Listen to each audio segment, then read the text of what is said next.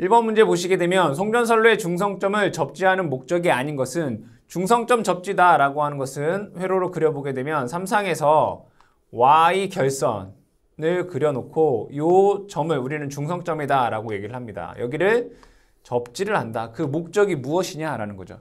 가장 첫 번째 목적으로는 이상전압을 억제하기 위함입니다. 그러면 그 다음으로는 뭐 보호개전기의 동작 확보라든가 과도한 정도를 증진한다라든가 또는 인체 감전을 예방한다라는 그런 목적도 추가적으로 있겠습니다. 그럼 문제에서 접지 목적이 아닌 것이다 라고 했기 때문에 송전 용량을 증가하는 것은 이 중성점 접지와 무관하다 할 수 있습니다. 답은 1번이 되겠습니다. 다음에 2번 문제 보시게 되면 중성점 비접지 방식에 이용되는 송전선은 비접지 방식은 접지를 하지 않은 거죠. 이 비접지 방식 같은 경우에는 가장 대표적인 것이 델타 결선이 되겠습니다. 이 델타 결선 같은 경우에는 저전압 단거리 선로에서 사용이 되죠. 그래서 20kV 정도의 단거리 송전선로에서 비접지 방식을 채택하고 있습니다. 1번이 정답이 되겠습니다.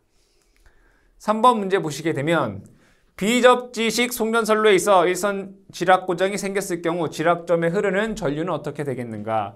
여기를 대지다라고 보면 비접지 방식의 가장 대표적인 것은 델타다라고 얘기했습니다. 그럼 이 선로와 대지 간에는 분명히 C, 충전 용량이다라는 것이 있습니다. 이렇게 있겠죠.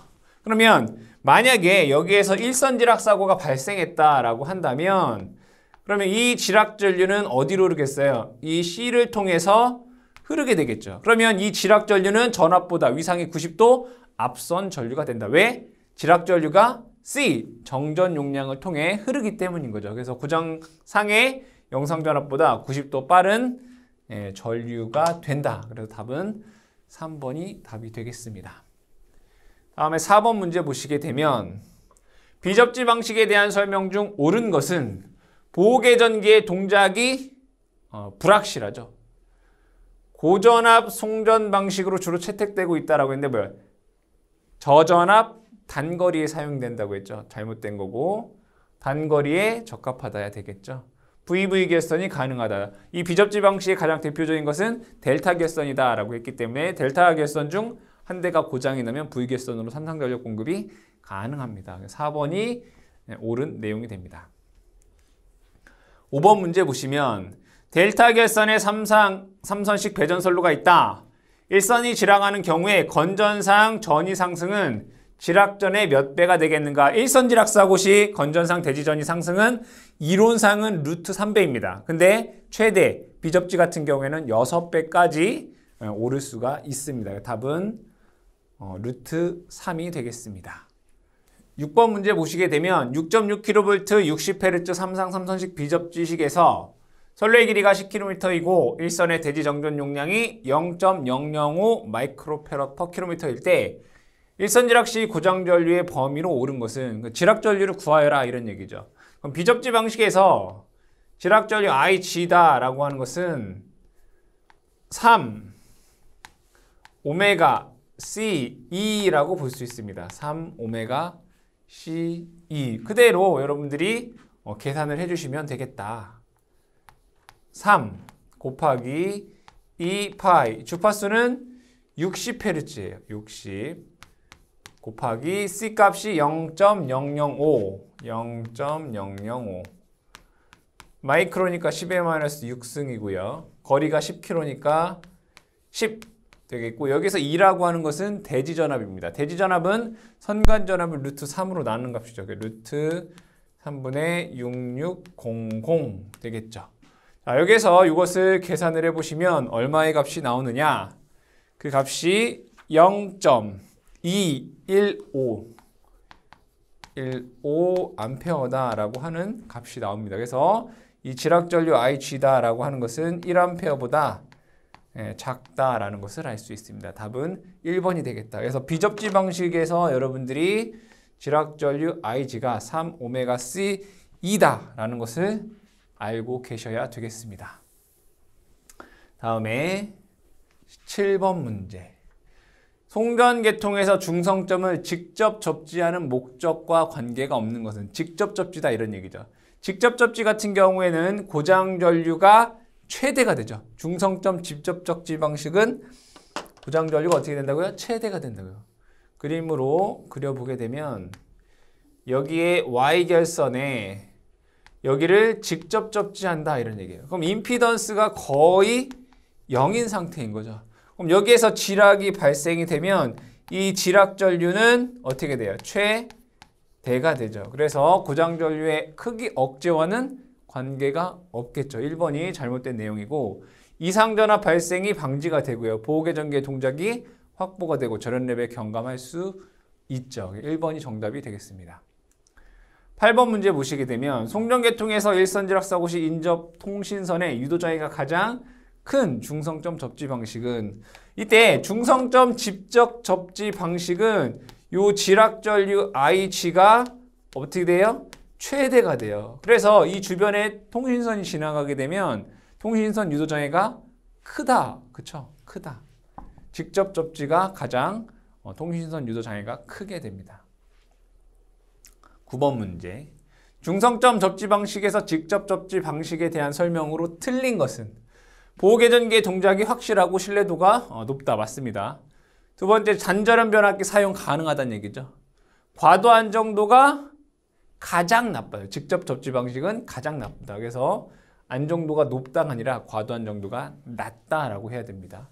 단선 고장 시 이상 전압이 최저가 된다. 그래서 3번이 잘못된 내용입니다. 10번 문제 보시면 중성점 직접 접지 방식에 대한 설명으로 틀린 것은 과도한 정도 나빠요. 그죠? 단전원 가능합니다. 일선지락 사고 시 전위 상승 거의 하지 않아요. 그죠? 건전상 전위 상승이 거의 없다. 일선지락 전류가 뭐예요? 커서 차단기에 차단할 횟수가 많아진다. 이렇게 되는 거죠.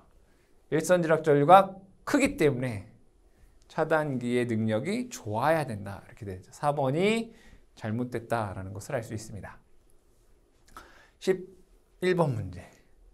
송전계통의 중성점 접지 방식에서 유효 접지라고 하는 것은 이건 여러분들이 암기하고 계셔야 되는 거죠. 유효 접지는 일선지락 사고 시 건전선 대지 전위가 상규 대지 전위 1.3배를 넘지 않도록 접지 임피던스 값을 조절한 접지 방식이고 이 유효 접지의 가장 대표적인 것은 직접 접지 방식이다라는 거 여러분들 기억하셔야 된다. 2번이 정답이 되겠습니다. 다음에 12번 문제. 저항 접지 방식 중 고저항 접지 방식에 사용하는 저항의 값은 그러니까 저항의 범위는 얼마냐? 그래서 100에서 1000옴 정도가 고저항 접지 방식이다라고 할 수 있습니다. 13번 문제. 전격 전압 6600V Y계선 3상 발전기의 중성점을 일선지락 시 지락전류를 100A로 제한하는 저항기로 접지하려고 한다. 이 저항기의 저항값은 약 몇 옴인가? 그럼 여러분들이 이런 문제들은 회로로 그려서 생각하면 조금 더 쉽게 알 수 있습니다. 여기에 이렇게 있다라고 보고요. 여기가 대지 있다라고 보겠습니다. 그러면 여기에는 이제 전압이 이렇게 있을 거고 여기를 직접 접지했다. 그렇죠? 그리고 여기 이제 저항이 있을 거란 말이에요. 그럼 여기에 지락이 이렇게 발생했다라고 보겠습니다. 그럼 여기 지락 전류가 흐르겠죠. 그럼 여기에 여러분들이 폐회로만 이렇게 보시면 돼요. 그럼 여기에 전압은 얼마예요? 2죠. 2. 자, 그럼 여기에서 지락 전류 IG는 R분의 2가 됩니다. 근데 우리가 알고 싶은 것은 저항 R이란 말이에요. 그럼 얘는 R은 IG분의 2가 됩니다. 그래서 IG를 100이 될 거고 그 다음에 2, 이건 뭐예요? 대지전압이잖아요. 선간전압을 뭘로? 루트 3으로 나눈 값. 요 값이 선간전압이잖아요. 6600. 6600을 뭘로? 루트 3으로 나눈 값. 6600을 루트 3으로 나눈 값. 요거 계산을 해보시면 38 옴이다라고 하는 값이 나오게 됩니다. 답은 3번이 정답이 되겠다.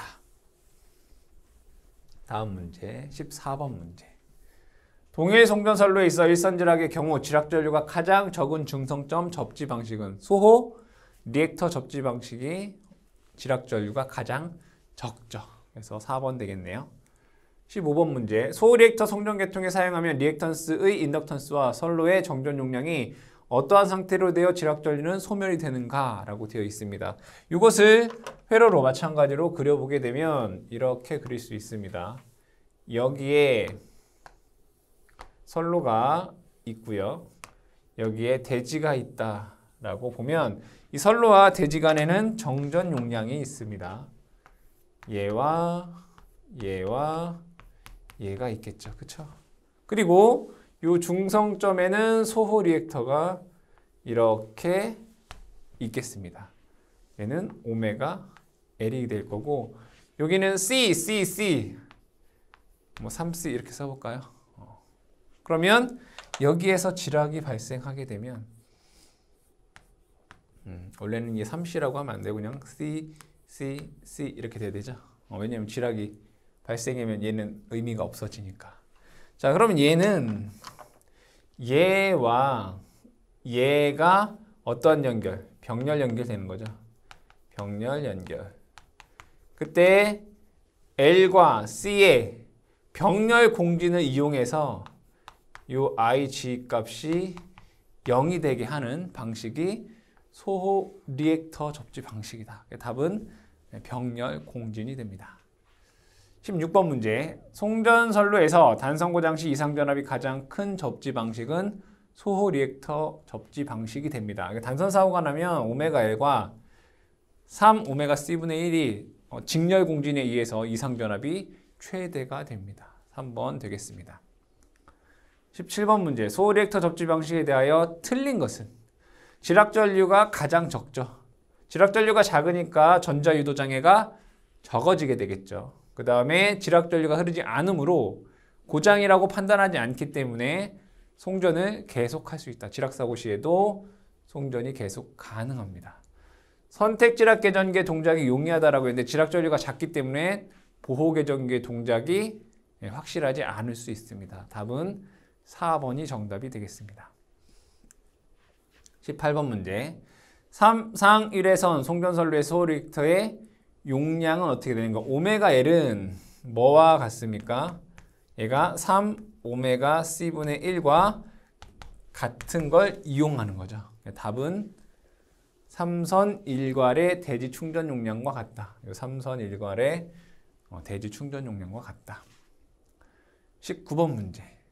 송전계통의 중성점 접지용 소호 리액터의 인덕턴스 L의 값은 어떻게 되겠는가? 이걸 이용하는 거죠. 오메가 L은 3 오메가 C분의 1. 그럼 여기에서 요 식에서 얘를 L에 관한 쓰면 L은 3 오메가 제곱 C분의 1 될 것이고요. 얘를 다시 쓰게 되면 3에 2파이 F의 제곱 C분의 1이다 라고 하는 값을 얻을 수 있겠다. 답은 4번에서 여러분들이 찾으실 수 있습니다. 다음 20번 문제. 삼상 3선식 소호 리액터의 접지 방식에서 1선의 대지 정전 용량은 C, 상전압이라고 주어졌어요. 상전압이 E, 주파수를 F라고 하면 소호 리액터의 용량은 얼마가 되겠는가? 그럼 얘 용량과 얘 용량이 같은 거잖아요. 그럼 얘 용량을 보게 되면 얘는 여기 하나에 흐르는 전류는 IC, 그렇죠? 여기에 걸리는 전압 E, 이게 몇 개 있어요? 하나, 둘, 세 개가 있단 말이에요. 이게 QC가 된단 말이에요. 그럼 얘를 다시 한번 적게 되면 3, 2에 IC는 충전 전류는 뭐예요? 오메가 C2잖아요. 그럼 얘를 다시 한번 적게 되면 3, 오메가 C 2 제곱이 되고 오메가는 2파이 F니까 얘는 6파이 FC 2 제곱이 됩니다. 그쵸? 그럼 여기 단위가 뭐예요? 볼트 암페어. 그럼 킬로로 하려면 10의 마이너스 3승 하시면 킬로 볼트 암페어다라고 하는 단위를 만들 수가 있겠죠. 답은 4번에서 정답을 찾을 수 있습니다. 21번 문제. 선례의 길이가 50km인 66kV 60Hz 삼상 3톤식 1회선 송전선로의 일선단 대지정전 용량이 0.0058 마이크로패러드이다. 이때 소 리액터의 용량은 얼마인가? 그리고 10%의 여유를 주도록 한다라고 되어 있습니다. 그러면 이 식에서 얘는 상전압, 대지전압 기준이죠. 대지전압 기준이에요. 그럼 얘를 선간전압 기준으로 쓰면 요거는 3분의 V제곱이 되겠죠. 그래서 얘는 2 파이 FC V제곱 이렇게 쓸 수 있어요. 2 파이 FC V제곱. 그대로 대입을 해보시면 2 파이 주파수 60 곱하기 C값이 0.0058 곱하기 10의 마이너스 6승이고요. 거리가 50km니까 50 될 거고 전압은 66kV네요. 66kV니까 하나 둘 셋에 제곱 되겠죠. 킬로로 하기 위해서 10의 마이너스 3승 해주시면 되겠죠. 그대로 이것을 계산을 해보면 약 524 kVA다라고 하는 값을 얻을 수 있겠다. 그쵸? 여기다가 여유율 뺐네요. 1.1 곱해주셔야 되겠다. 여유율. 소 리액터의 용량은 10%의 여유를 준다라고 했기 때문에 여유율 1.1을 곱하셔야지 524가 나오게 됩니다. 다음 문제 22번 문제 보겠습니다. 한 쌍의 대지정전 용량은 0.4 마이크로패러드, 주파수 60인 삼상 송전선이 있다.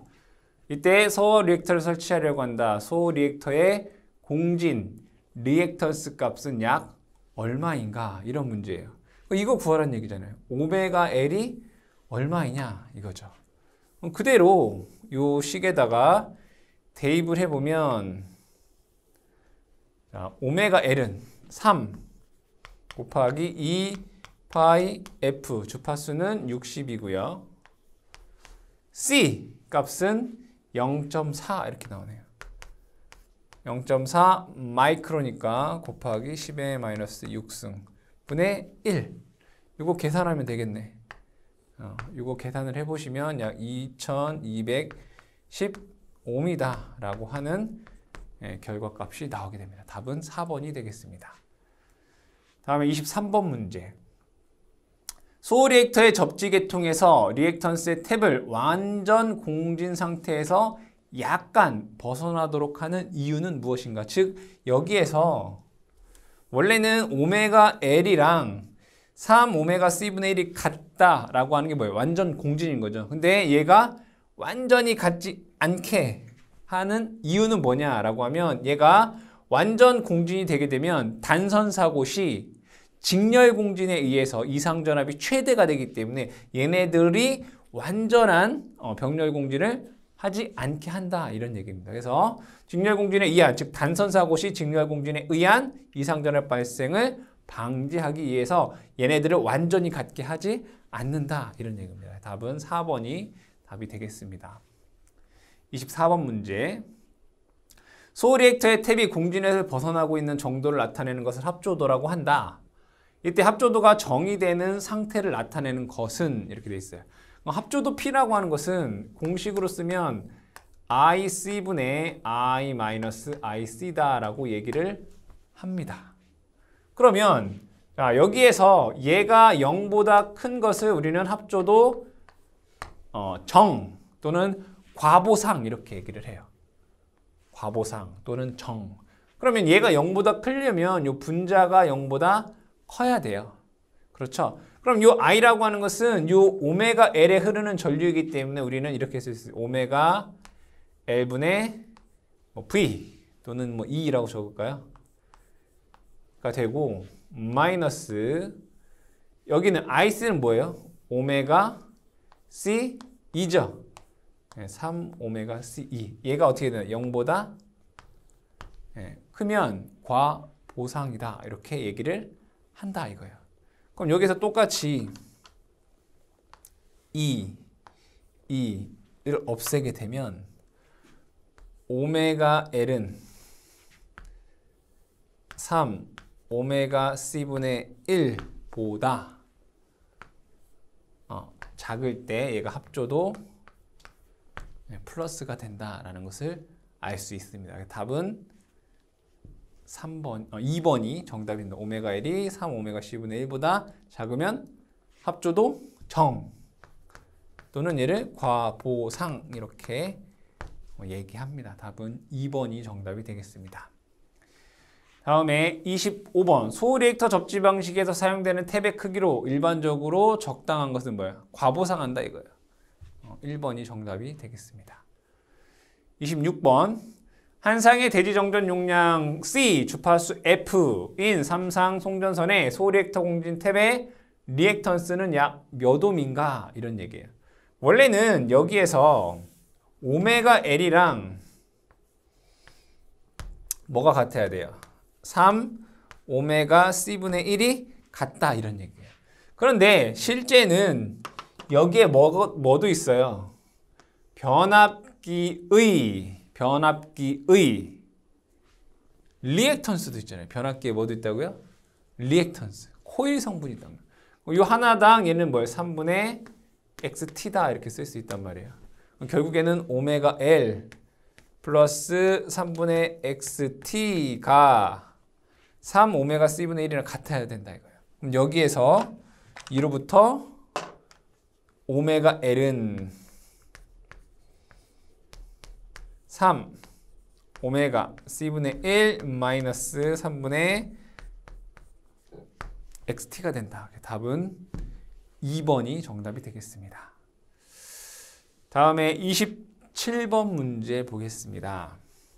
전력선과 통신선 간의 상호 정전 용량 및 상호 인덕턴스에 의해 발생되는 유도 장애로 옳은 것은 정전 용량에 의한 것을 우리는 정전 유도 장애다라고 하고 인덕턴스에 의한 것은 전자 유도 장애다라고 얘기를 하죠. 그래서 정전 유도 장애 및 전자 유도 장애가 되겠습니다. 28번 문제.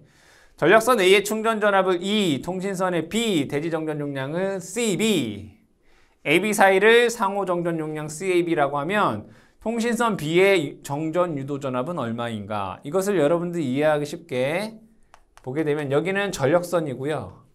여기는 통신선이고 여기를 대지다라고 보겠습니다. 그러면 이 통신선과 대지 간의 정전 용량을 문제에서 CB다라고 되어 있고 이 전력선과 통신선 간의 정전 용량을 CAB다라고 되어 있습니다. 그리고 이 전력선과 대지 간의 전압을 E다라고 했을 때 결국에는 이 CB에 걸리는 전압이 뭐냐 이거죠. 얘가 ES가 되겠다. 그럼 여기에서 ES는 두 개를 더한 것분의 CAB 더하기 CB 분의 뭐예요? C에서는 남의 거 CAB 곱하기 전체 전압 E가 되겠다. 답 찾아보시면 4번에서 정답을 찾으실 수 있습니다. 다음에 29번 문제 보면 삼상 송전선로의 각상의 대지 정전 용량이 CA, CB, CC라고 할 때 중성점 비접지식 중성점 대지 간의 전압은 얼마인가? 즉 뭐예요? 중성점 잔류 전압이 얼마이냐 이거죠.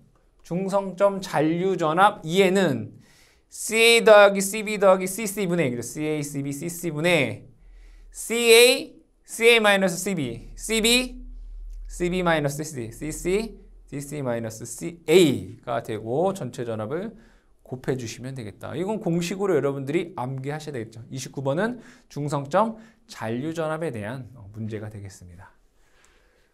30번 문제. 전력선과 통신선과 상호 인덕턴스에 의해 발생되는 유도 장애는 우린 전자 유도 장애다라고 했습니다.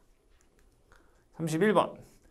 전력선에 의한 통신선로의 전자 유도 장애를 발생하는 주요 원인은 무엇인가? 이런 얘기예요. 그러면 전자 유도 장애에 의한 유도 전압 EM이라고 하는 것은 오메가 M L 여기는 원래 뭐 A 더하기 IP 더하기 IC예요. 그쵸?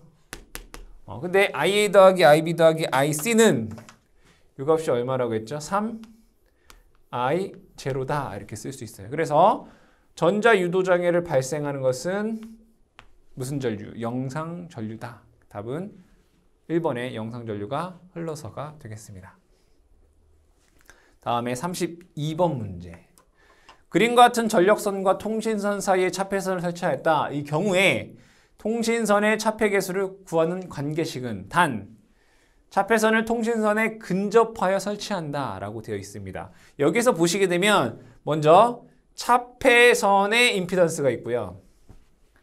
전력선과 통신선 간의 상호 임피던스가 있습니다. 그렇죠? 자, 이때 차폐 개수 K다. 보통은 차폐 개수를 람다 이렇게 쓰잖아요. 차폐 개수는 1 마이너스 여러분들 암기하실 때 차폐선의 임피던스와 전력선과 통신선 간의 임피던스를 곱한 것이 모에 들어가요. G33, G12 이렇게 돼요. 그리고 분자에는 전력선과 차폐선 그리고 차폐선과 통신선 간의 임피던스가 들어갑니다. G31, G23 이렇게 돼요. 이게 차폐 개수예요. 근데 조건에서 뭐라고 되어 있냐면 차폐선을 통신선에 근접해서 했다 이거예요. 그러면 차폐선은 통신선에 근접해서 여기에 이렇게 설치했단 말이에요. 여기에 이렇게. 그러면 여기에서 G31이나 G12가 거의 같잖아요. 그죠? 통신선 근처에 차폐선을 설치하게 되면 G31이나 G12가 같단 말이에요.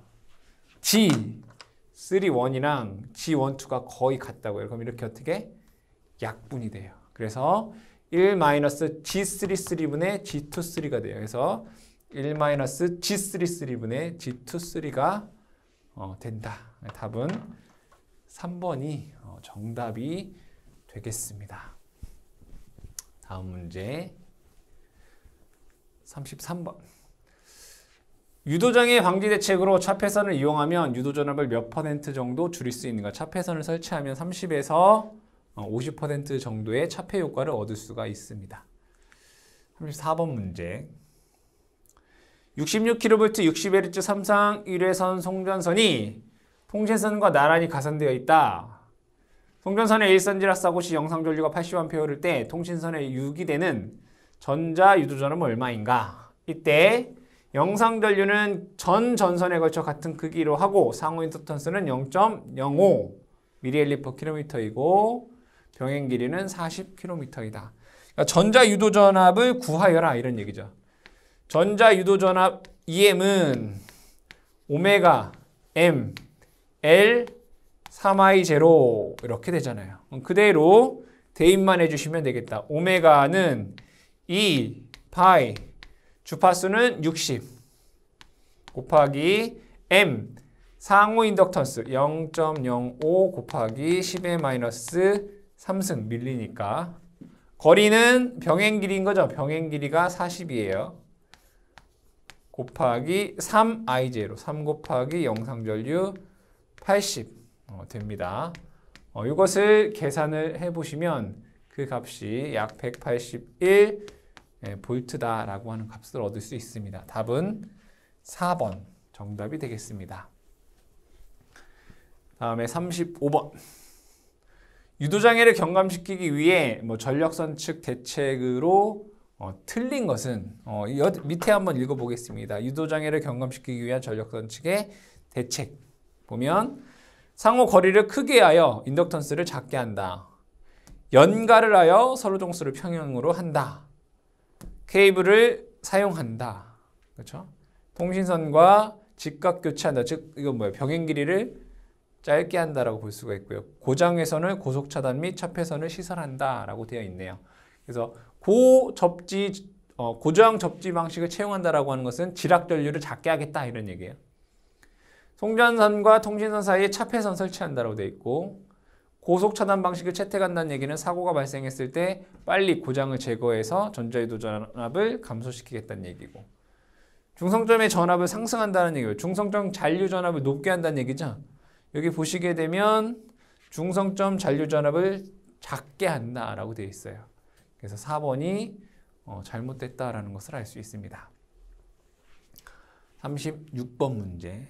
전력계통의 안정도에는 외란의 종류에 따라 구분이 되는데 송전선로의 고장, 발전기의 탈락과 같은 큰 외란에 대한 전력계통의 동기운전이 가능 여부로 판정되는 안정도는, 우리가 안정도는 크게 세 가지가 있다고 했습니다. 정태 안정도, 과도 안정도, 동태 안정도가 있다고 했죠. 이때 사고가 발생했을 때 전력 공급 능력에 대한 것은 과도 안정도다라고 얘기를 했습니다. 문제에서 보시게 되면 어떤 고장이 발생하고 발전기가 탈락이 됐다, 그러니까 사고가 발생했다는 얘기가 되겠죠. 그때의 안정도이기 때문에 과도 안정도가 정답이 되겠습니다. 다음 37번 문제. 정상적으로 운전하고 있는 전력계통에서 서서히 부하를 조금씩 증가했을 경우 안전운전을 지속할 수 있는가의 능력은 우리는 정태 안정도다라고 하죠. 정태 안정도. 2번 되겠네요. 38번 문제. 다음 중 전력계통의 안정도 향상 대책으로 볼 수 없는 것은 안정도 향상 대책에. 여기 보시게 되면 전력계통의 안정도를 증진하는 방법 크게 네 가지예요. 그죠? 직렬 리액턴스를 감소한다. 전압 변동률을 감소한다. 계통에 주는 충격을 감소한다. 고장 발생 시 입출력 불평형을 감소한다라고 되어 있습니다. 그래서 여기 보시게 되면 계통의 직렬 리액턴스를 감소하기 위해서 뭐예요?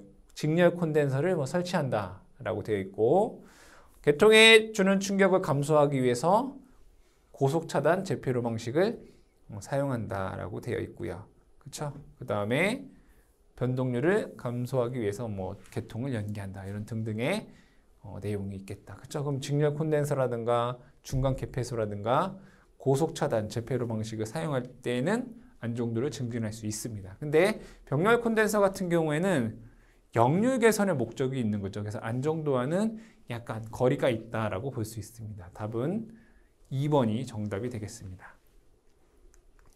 다음에 39번 문제 보시게 되면 계통의 안정도 향상 방법이 아닌 것은 리액턴스를 낮게 한다, 고속도 제폐로 차단기를 사용한다, 고속도 AVR을 채용한다. AVR은 자동전압 조정기죠. 그러니까 전압을 안정화시켜서 안정도를 향상시킨다는 얘기고, 중성점 직접 접지 방식을 채용한다. 우리가 중성점 직접 접지 방식 같은 경우에는 과도 안정도가 가장 나쁘다라고 했어요. 그렇죠? 그래서 안정도 향상과는 직접 접지 방식과는 관계가 없습니다. 답은 3번이 되겠습니다. 40번 문제. 전력계통의 안정도 향상 대책으로 직렬 리액턴스를 작게 하기 위한 방법이 아닌 것은 L 값을, 즉 XL을 줄여주겠다, 이런 얘기죠. 리액턴스를 작게 하고 변압기도 리액턴스를 작게 한다. 복도체를 사용하게 되면 L 감소 C 증가예요. L 값이 뭐예요? 감소가 되죠. 1번, 2번, 3번 같은 경우에는 안정도 향상 대책 중 직렬 리액턴스를 작게 하는 건 맞아요. 그죠? 4번, 계통 연계를 한다라고 하는 것은 계통 연계를 하면 안정도는 향상이 돼요. 하지만 직렬 리액턴스를 작게 하는 방법은 아니기 때문에 4번이 정답이 되겠습니다.